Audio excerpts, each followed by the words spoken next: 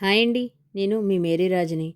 చపాతీ, పూరీల్లోకి రెగ్యులర్‌గా చేసుకునే బంగాళదుంప కుర్మాకు బదులు ఒక్కసారి ఇలాగా ఆనపకాయ వైట్ కుర్మా ట్రై చేయండి. పిల్లలకి, పెద్దలకి చాలా నచ్చేస్తుంది.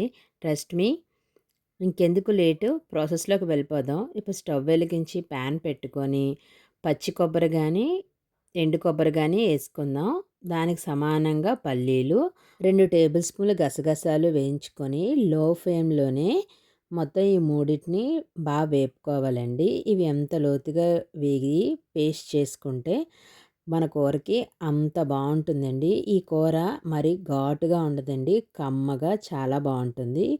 వేగాయి కదా! పక్కన పెట్టుకుందాం. ఇప్పుడు అదే కళాయిలో 2 టేబుల్ స్పూన్ల ఆయిల్ వేసుకొని ముందుగా జీలకర్ర వేసుకుందామండి ఒక స్పూను. అది బాగా చిట్పటమన్న తర్వాత ఒక పెద్ద ఉల్లిపాయ, 4 పచ్చిమిరపకాయలు, కొద్దిగా కరివేపాకు చిన్నగా చాప్ చేసుకున్నవి వేసుకొని వేగనిద్దామండి. దీంట్లో ఆనియన్స్ కొద్దిగా బ్రౌన్‌గానే వేగాలి. ఇగోండి ఇలా వేగిన తర్వాత ఒక స్పూను అల్లం వెల్లుల్లి పేస్ట్ వేసుకుందాం.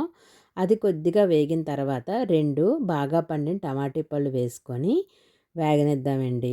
ఇప్పుడు దీంట్లోనే మనకి సరిపడినంత ఉప్పు, పసుపు, కొద్దిగా కారం, కొద్దిగా గరం మసాలా వేసుకుందామండి. ఇదంతా వేసుకొని ఒక్కసారి కలుపుకొని మూత పెట్టి బాగా వేగనిద్దామండి.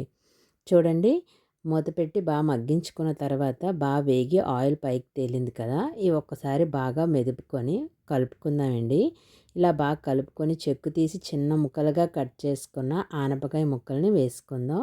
నేను ఒక పెద్ద బౌల్‌కి తీసుకున్నానండి ఆనపకాయ. ఈ ఆనపకాయ ముక్కలకి మసాలా అంతా పట్టే విధంగా ఒకసారి వేపుకుందాం. 2 నిమిషాలు వేగిన తర్వాత మనం టీ గ్లాసు వాటర్ పోసుకొని మరొకసారి కలుపుకొని మూత పెట్టి మగ్గనిద్దామండి. మీరు ఫస్ట్ టైం నా ఛానల్ చూస్తున్నట్టయితే please subscribe my channel, share చేయండి. ఇప్పుడు వేయించి చల్లారబెట్టుకునే మిశ్రమాన్ని పాలుతో కానీ, నీళ్ళతో కానీ పేస్ట్ చేసుకోవచ్చండి. పాలుతో అయితే ఇంకా టేస్ట్ బాగుంటుంది. నేను 2 సమానంగా తీసుకొని మెత్తటి పేస్ట్‌లా చేశాను. చూడండి, ఈలోగా మనం వేసుకున్న నీరు, ఆనపకాయ నుంచి వచ్చిన నీరు బాగా ఎగిరి ఉడికింది కదా! ఇప్పుడు ఈ మిశ్రమాన్ని వేసుకొని కొద్దిగా మనం చూపించాం కదా టీ గ్లాసు, అదే గ్లాస్‌తో మరొక కొద్దిగా వాటర్ పోసుకొని కలిపి మరొక 5 నిమిషాలు మూత పెట్టి మగ్గనిద్దామండి. 5 నిమిషాలు కుక్ చేసుకుంటే మన కూర రెడీ అయిపోయిందండి. ఇది నిజంగా చాలా బాగుంటుందండి. కమ్మగా, మైల్డ్‌గా పిల్లలు చాలా ఇష్టంగా తింటారు.